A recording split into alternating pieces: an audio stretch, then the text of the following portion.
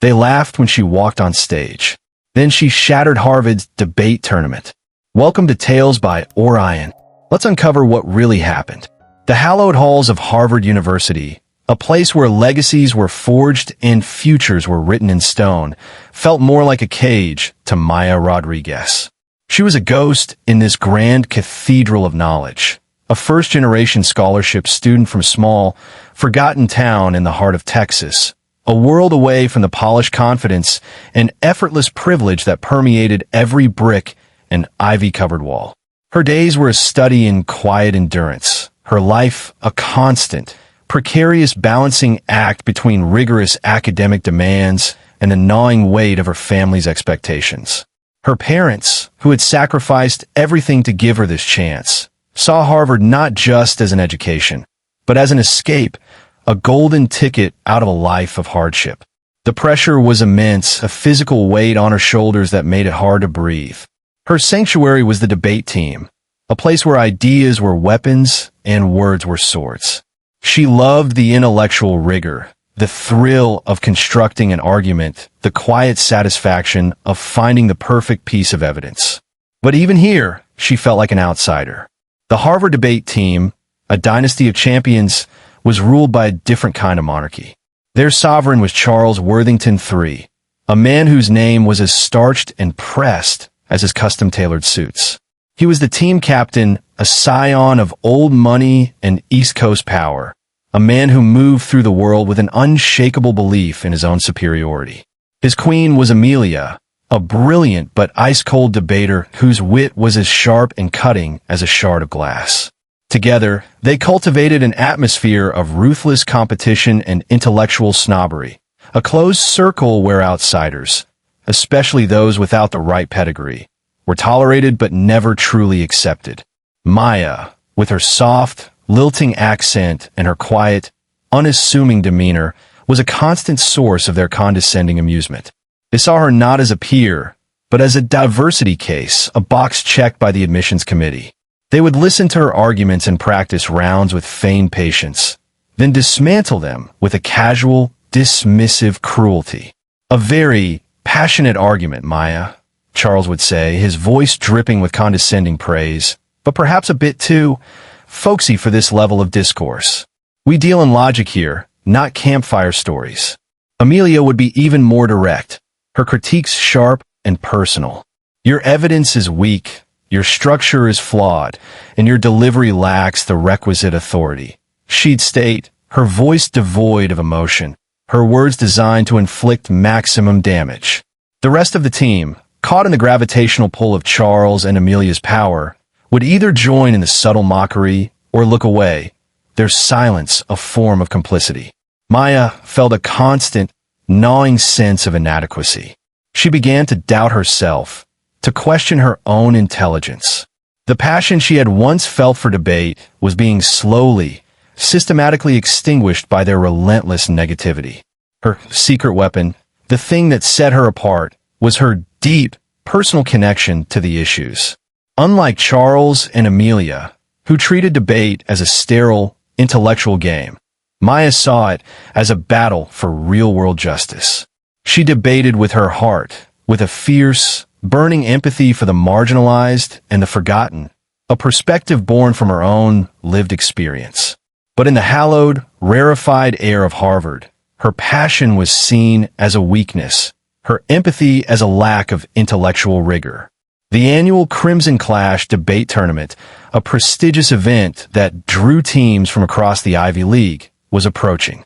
It was the pinnacle of the debate season, a chance to prove oneself on the grandest stage. Maya, despite her struggles, was determined to compete. She spent weeks preparing, poring over research, crafting her arguments.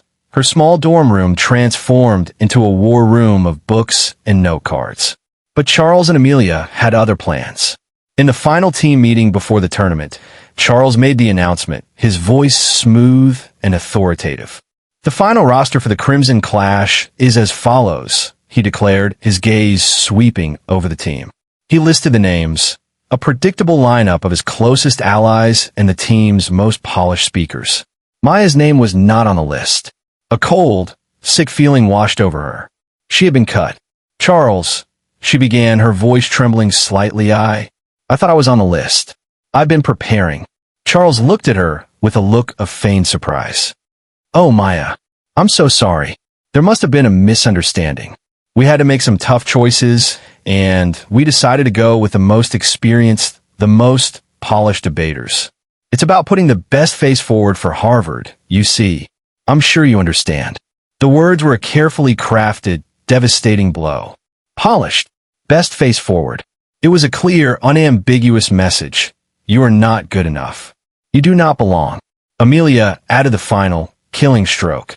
"Perhaps you can help with research, Maya," she said, her voice a model of condescending generosity. "Your passion could be useful behind the scenes." The humiliation was absolute. She was relegated to the sidelines, her voice silenced before she even had a chance to speak. She felt a surge of hot, angry tears, but she refused to let them fall, not in front of them. She simply nodded, her face a mask of quiet dignity, and walked out of the room, the sound of their muted, self-satisfied chatter following her. A scar burned into her soul. She had come to Harvard to find her voice, and they had just stolen it from her. But as she walked across the rain-slicked cobblestones of the campus, a new, unfamiliar feeling began to smolder deep within her. A fierce, burning resolve. They had underestimated her. They had mistaken her kindness for weakness, her passion for naivete. They thought they had broken her. They were about to learn how wrong they were. The sting of her public dismissal from the debate team was a wound that refused to heal. For days, Maya moved through the hallowed halls of Harvard like a ghost, her usual quietness now tinged with a profound, isolating sorrow. She avoided the debate team practice room, the sound of their confident, polished voices a painful reminder of her own perceived inadequacy. Charles and Amelia, when they saw her in the dining hall or the library, would offer her a small, pitying smile, a gesture of magnanimous condescension that was more insulting than any outright mockery. They had won. They had successfully culled the unpolished element from their ranks, preserving the sanctity of their elite circle. The rest of the team, following their lead, treated her with a mixture of awkward avoidance and a quiet, almost fearful respect. They knew what had been done to her was wrong, but none of them had the courage to challenge the established hierarchy. Their silence was a heavy, suffocating blanket, a testament to the pervasive power of Charles and Amelia's influence. Maya's family, unaware of the nuances of her struggle, only saw the surface. Her mother, her voice filled with a hopeful pride, would call and ask about the debate team, about the upcoming tournament. Maya would offer vague, non-committal answers, her heart aching with the weight of her unspoken failure. She couldn't bear to tell them the truth, to see the disappointment in their eyes, to add another burden to their already difficult lives. The Crimson Clash tournament was a grand, theatrical affair, held in the university's most opulent lecture hall, a room with soaring ceilings, dark wood paneling, and portraits of stern, long-dead university presidents staring down from the walls. It was a space designed to inspire awe, to intimidate, to reinforce the sense of tradition and power that was the lifeblood of Harvard. On the day of the tournament, Maya found herself drawn to the hall, a moth to a flame. She told herself she was just going to observe, to learn, to support her team from the sidelines, as a research assistant was expected to do. But deep down, she knew she was there for a different reason. She was there to bear witness to her own exclusion, to face the full, painful reality of her defeat. She sat in the back row, a solitary figure in the packed auditorium, her heart a leaden weight in her chest. The air was thick with the scent of old books, expensive perfume, and intellectual arrogance. She watched as the teams from Yale, Princeton, and Columbia took the stage, their debaters polished, confident, and utterly indistinguishable from their Harvard counterparts. They were all playing the same game, a sterile, intellectual exercise in rhetorical gymnastics, their arguments devoid of the raw, messy passion of real-world conviction. Then, it was Harvard's turn. Charles and Amelia strode to the stage, their movements fluid, their expressions a mask of serene confidence. They were the perfect picture of Ivy League success, the embodiment of the very system that had excluded her. The debate topic was a contentious one. Resolved that economic sanctions are a more effective tool of foreign policy than military intervention. It was a topic Maya had researched extensively, a topic she felt a deep, personal connection to, having seen the devastating real-world impact of such policies on the families of her friends and neighbors back home. As Charles began his opening statement, his voice a smooth, confident baritone, Maya felt a surge of something unexpected. It wasn't just sadness or anger. It was a clear, piercing intellectual frustration. His argument, though polished and articulate, was a house of cards, built on a foundation of flawed logic and a series of cherry-picked, out-of-context statistics. He spoke of strategic economic pressure and geopolitical leverage, his words a cold, clinical analysis that completely ignored the human cost. He was treating the lives of millions of people as abstract variables in a geopolitical equation. He was wrong, not just factually, but morally, as Amelia followed with her own set of impeccably delivered but equally hollow arguments. A new, terrifying, yet strangely liberating thought began to form in Maya's mind. She looked at her own hands, at the worn, dog-eared notebook in her lap, filled with her own research, her own counter-arguments, her own passionate, carefully constructed case. She had the truth. She had the better argument. She had the one thing they lacked, a genuine, unshakable conviction rooted in human empathy. The rules of the tournament were strict. Only registered debaters could speak. But there was a small, rarely used provision for a public rebuttal, a 3-minute open forum at the end of the debate where any audience member could challenge the arguments presented. It was a high-risk, high-reward move, a gambit that could either result in spectacular triumph or catastrophic failure. It was a move no one in recent memory had ever dared to make. Maya's heart began to pound, a frantic, defiant rhythm against her ribs. The fear was immense, a physical thing, a cold knot in her stomach. But stronger than the fear was the burning, righteous indignation. She could not sit here in the back of this grand hall and let these half-truths, these cold, heartless arguments stand unchallenged. She was done being silent. She was done being a ghost. She was going to speak, not as a folksy diversity case, but as a debater, a scholar, a woman with a voice that deserved to be heard. The quiet, unassuming girl from Texas was about to shatter the pristine, polished silence of the Harvard debate tournament. As the final, polished words of Amelia's closing statement echoed through the grand hall, a polite, almost perfunctory applause filled the room. The judges, a panel of distinguished professors and alumni, scribbled notes on their pads, their expressions unreadable. The debate had been a masterclass in rhetorical precision, a sterile, bloodless affair that had impressed but not moved. The moderator, a law professor with a weary, seen-it-all demeanor, stepped to the podium. "Thank you, debaters," he said, his voice a dry monotone. "We will now open the floor for a brief period of public rebuttal. Does any member of the audience wish to offer a challenge or a counter-argument?" A profound silence descended upon the hall. The public rebuttal was a quaint, archaic tradition, a relic of a bygone era, rarely if ever invoked. The idea of a mere audience member challenging the meticulously prepared arguments of the Ivy League's best and brightest was almost laughable. Charles and Amelia exchanged a small, smug smile. They had won. The tournament was theirs. Then, from the back of the hall, a single, clear voice cut through the silence. "I do." Every head in the auditorium swiveled, a collective wave of surprise and confusion. The crowd parted, revealing a solitary figure standing in the aisle. It was Maya. She stood tall, her worn notebook clutched in her hand, her eyes, usually so quiet and unassuming, now blazing with a fierce, unyielding intensity. A gasp rippled through the Harvard debate team. Charles's smile vanished, replaced by a mask of pure, incredulous fury. Amelia's face went white with shock. The moderator, equally stunned, squinted at her. Please state your name and affiliation, he said, his voice betraying a hint of annoyance at this unexpected disruption. Maya walked slowly, deliberately, down the aisle, her footsteps echoing in the sudden, absolute silence. She didn't look at the shocked faces of her teammates. She didn't look at the bewildered crowd. Her gaze was fixed solely on the stage, on the two debaters who had tried to silence her.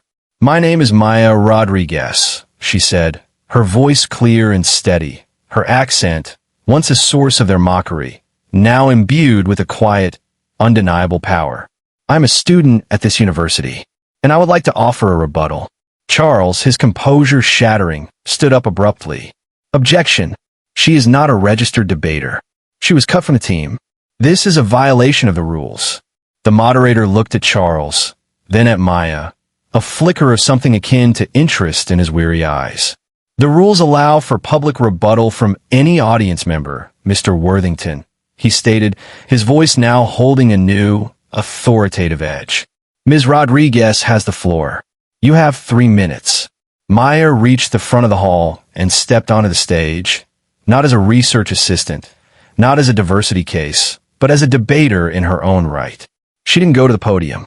She stood at the center of the stage, her presence commanding the cavernous space.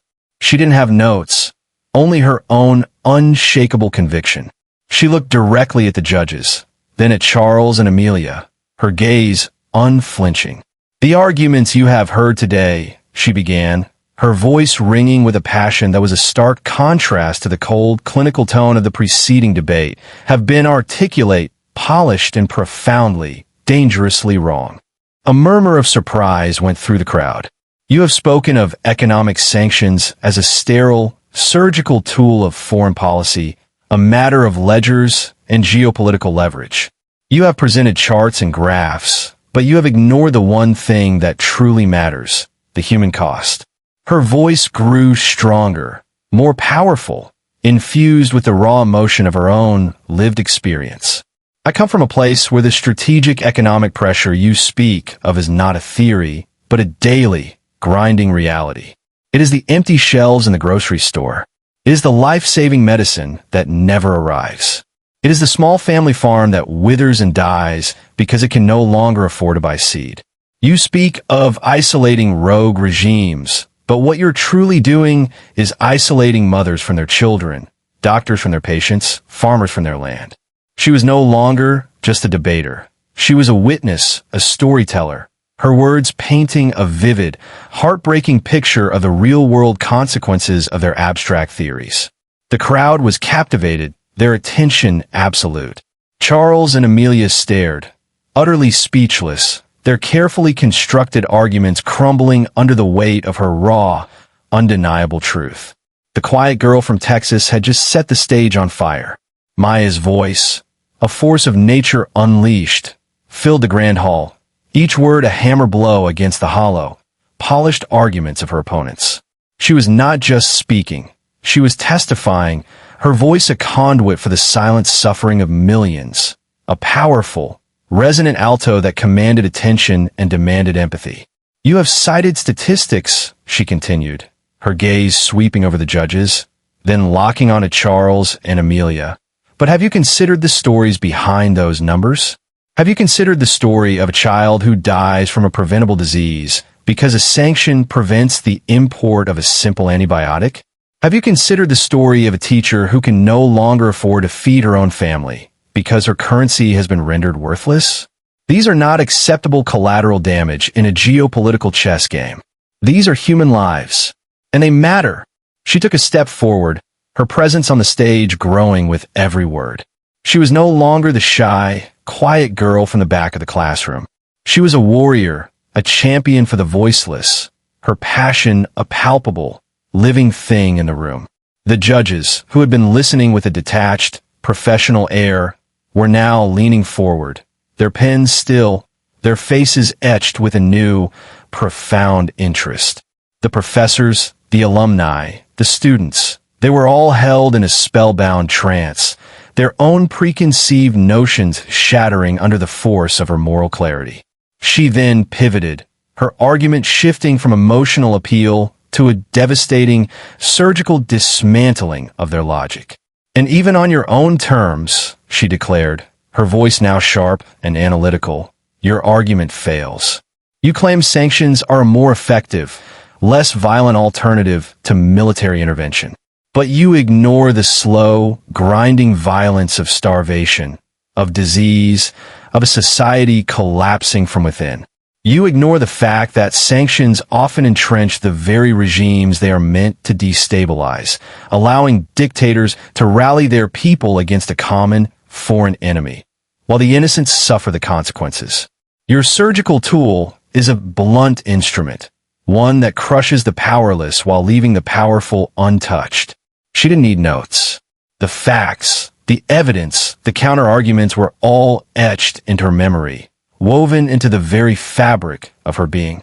She cited specific examples, historical case studies, economic data, all from memory, her mind a sharp, brilliant instrument that was now, finally, on full display.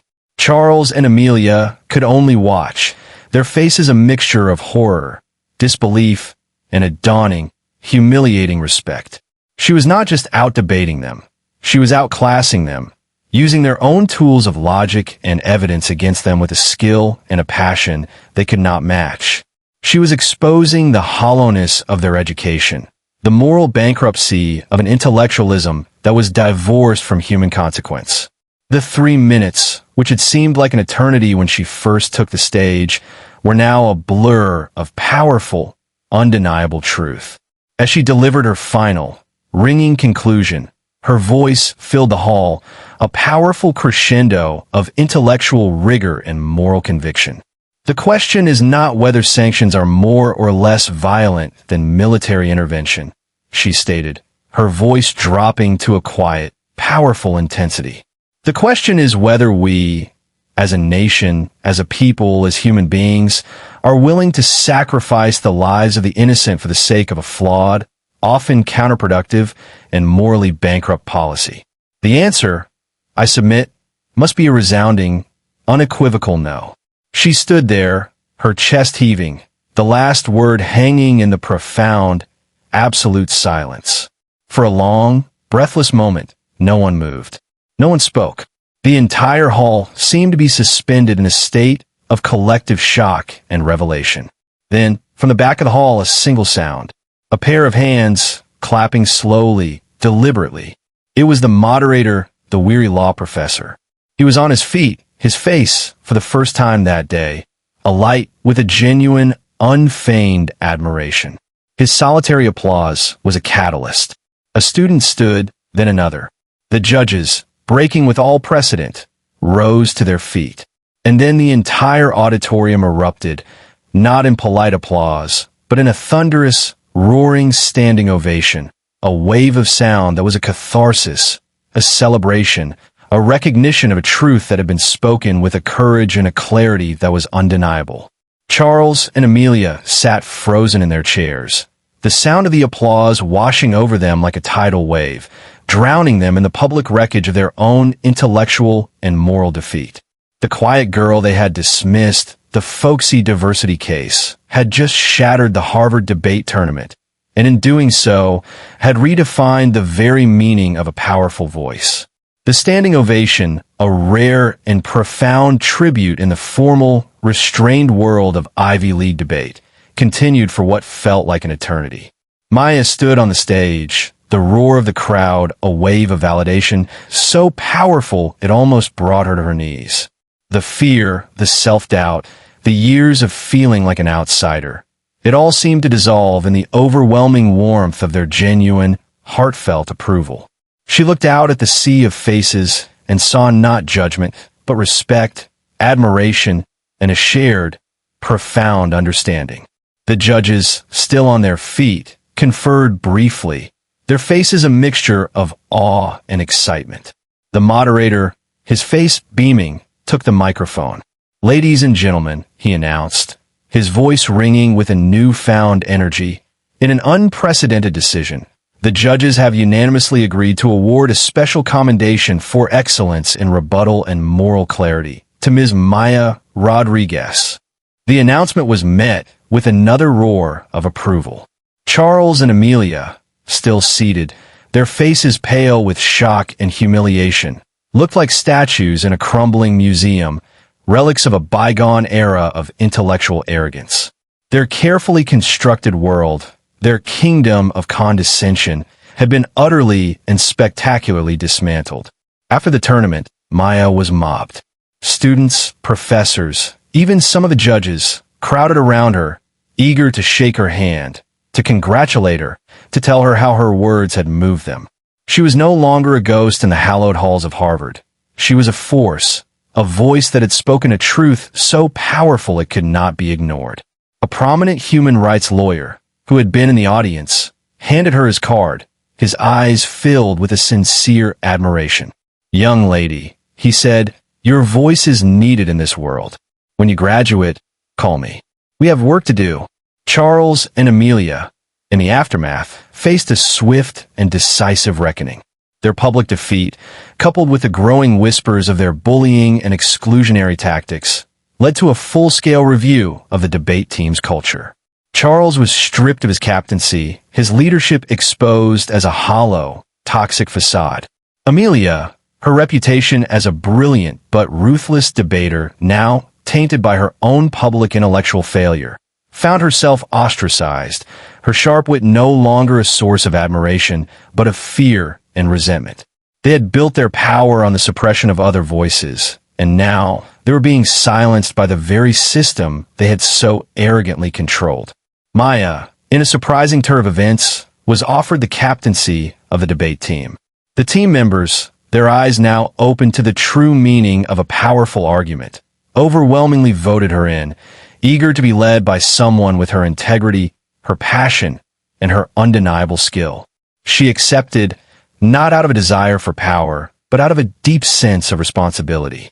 She was determined to rebuild the team, to create a culture of inclusivity, of respect, where every voice, no matter how quiet or unconventional, would be heard and valued.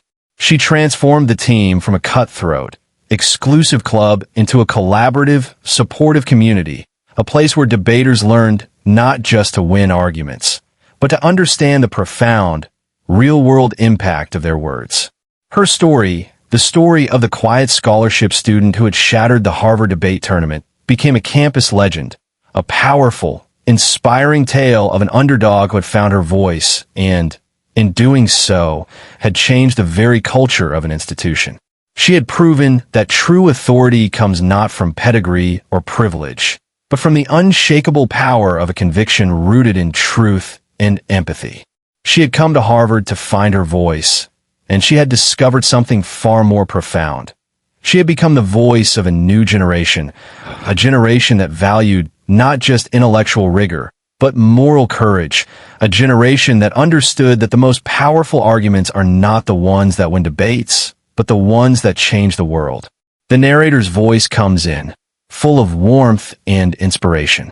It is a story that reminds us that the world is often too quick to judge, too quick to dismiss the quiet voices, the unconventional perspectives.